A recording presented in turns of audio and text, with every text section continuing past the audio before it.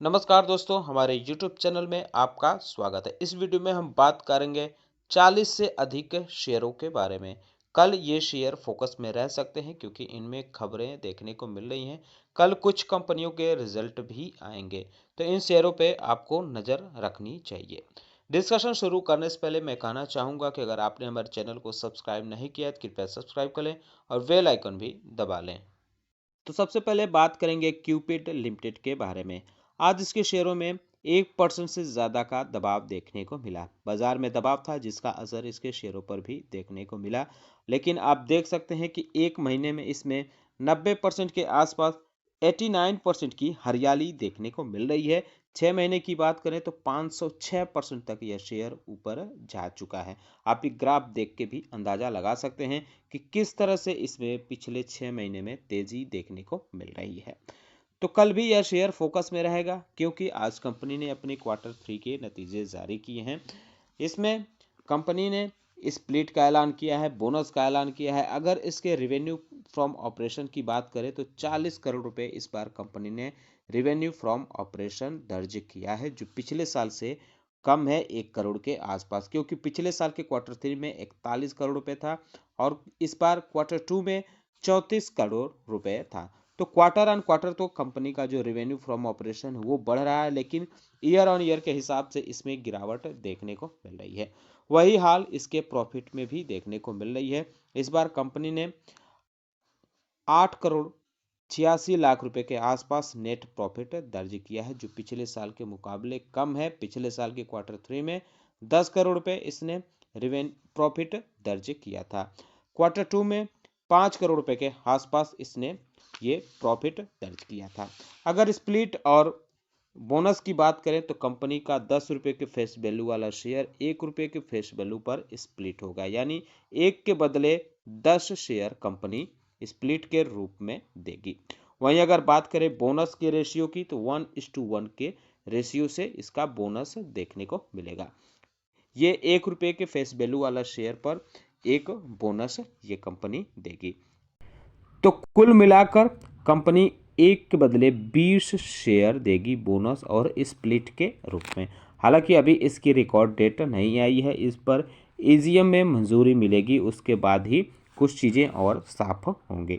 बहरहाल आप इस पर नज़र रख सकते हैं। वहीं बात करें एयू स्मॉल फाइनेंस बैंक के बारे में तो आज इसके शेयरों में 4% से ज़्यादा की गिरावट देखने को मिली। आज बैंकिंग सेक्टर में ज़बरदस्त गिरावट देखने को मिली, तो फाइनेंस सेक्टर कैसे बच सकता है, इसमें भी गिरावट रही।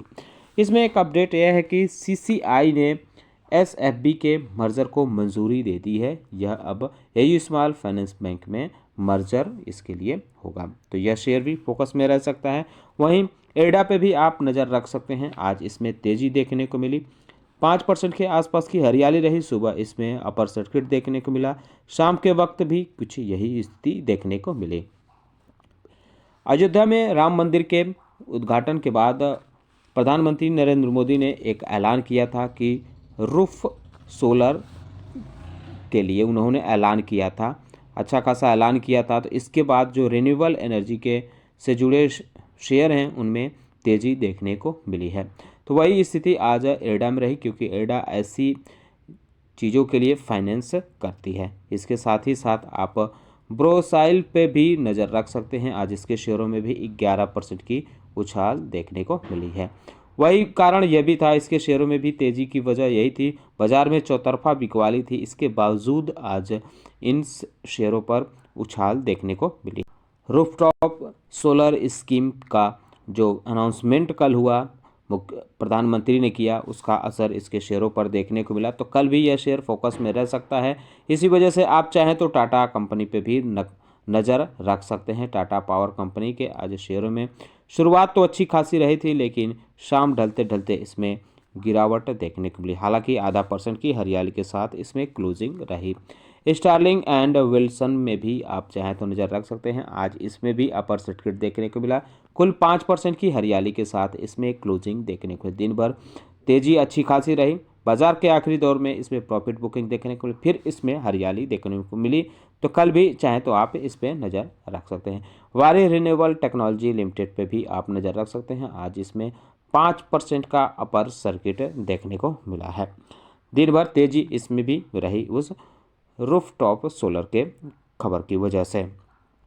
इसके अलावा आप इकरा पे भी नज़र रख सकते हैं। आज इसमें ½ % के आसपास की गिरावट के साथ क्लोजिंग देखने को मिली।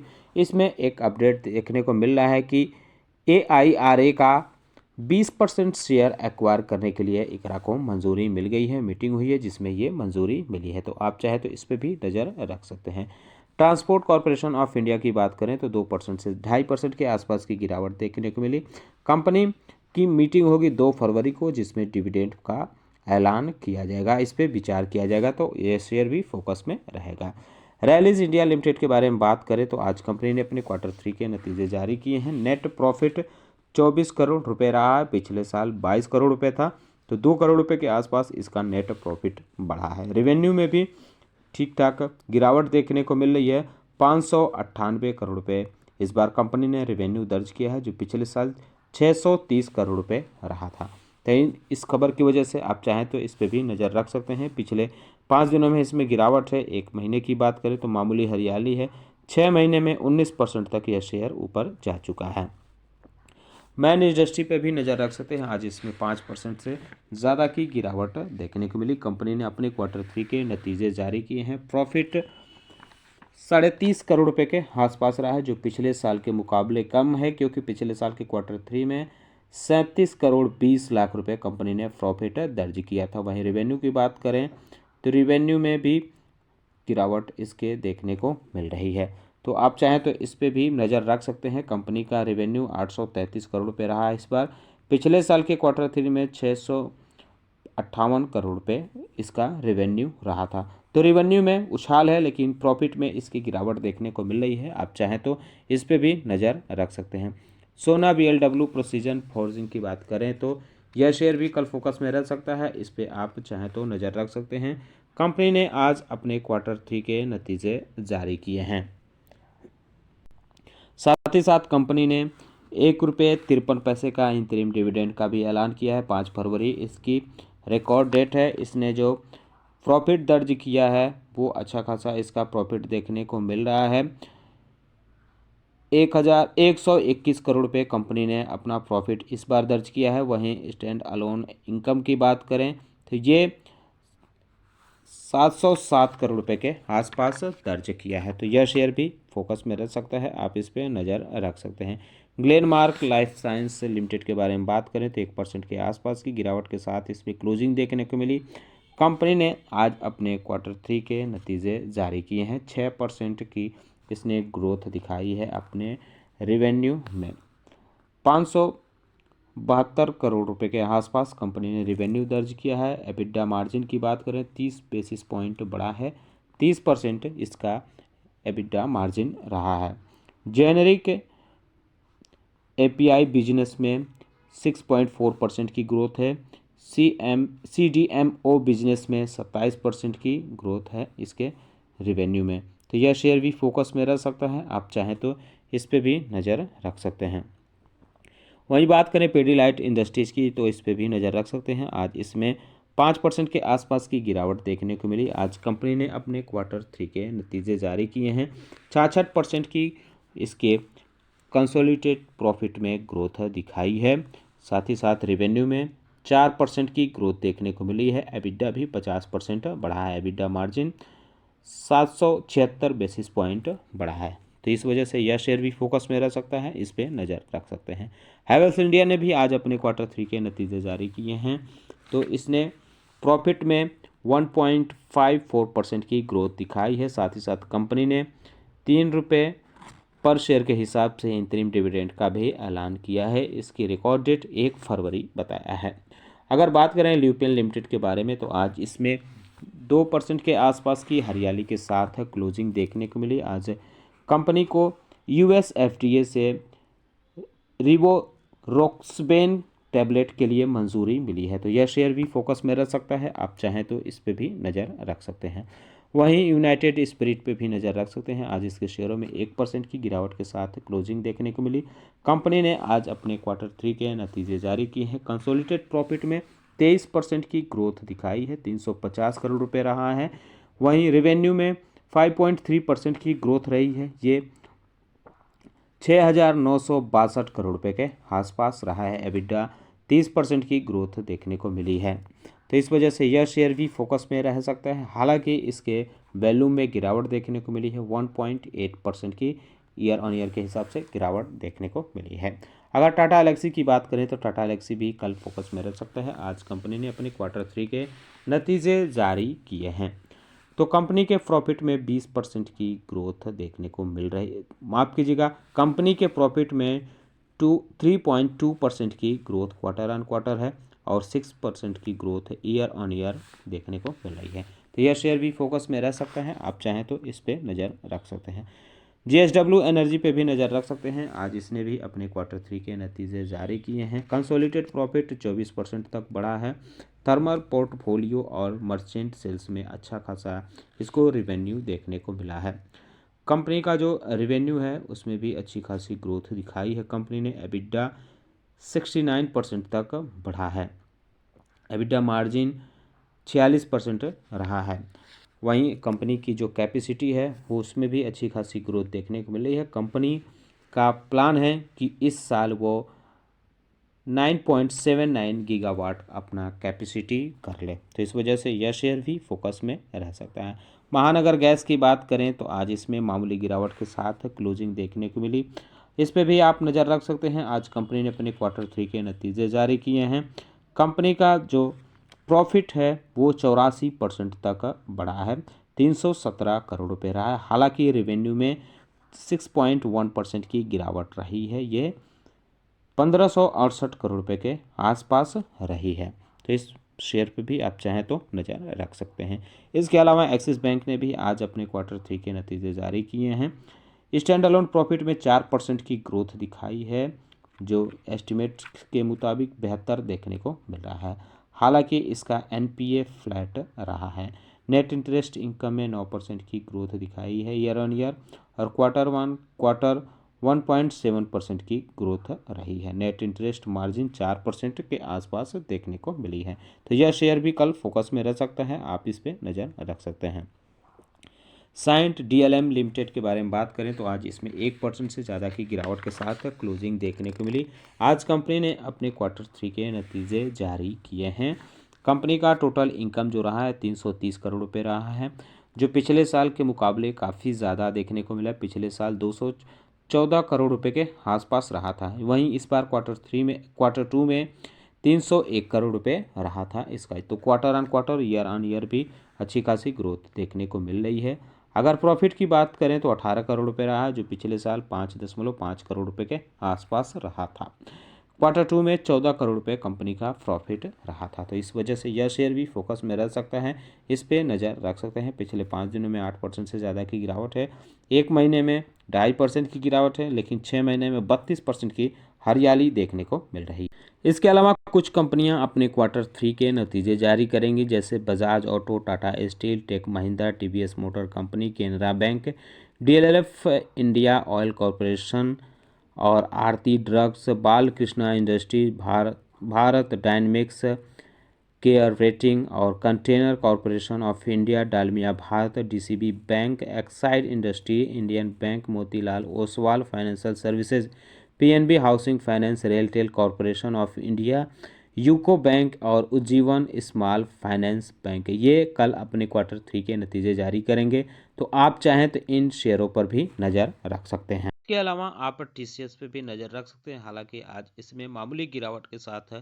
क्लोजिंग देखने को मिली, लेकिन इसमें एक बड़ा अपडेट देखने को ये मिल रहा है कि यूनिवर्सिटी ऑफ ऑक्सफोर्ड ने एक डील कैंसिल कर दी है, जो TCS के साथ देखने को मिल रही थी। ये डील थी ION कट सिटिंग, ये थी इसके इसके लिए इसकी डील देखने को मिली थी, तो इसको अब उसने कैंसिल कर दिया है। 1 साल के बाद इसने कैंसिल किया है। इसके पीछे की वजह टेक्निकल प्रॉब्लम बताई जा रही है।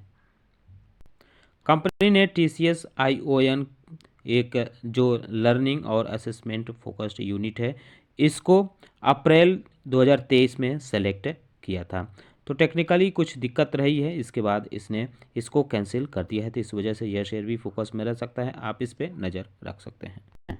इसके अलावा आप रेलवे स्टॉक पे भी नज़र रख सकते हैं, जैसे Titagarh rail system, RVNL, BEML, Texmaco rail engineering, Indian railway finance corporation यानी IRFC, aircon international, IRCTC, container corporation of India, rail India technical economic, Jupiter wagons, RailTel और ARSS infra project, Ramkrishna forging, oriental rail और Kemco, Bharat heavy electric limited. क्योंकि आज इनके शेयरों में गिरावट देखने को मिली, पिछले काफ़ी दिनों से रेलवे के शेयरों में तेज़ी देखने को मिली थी।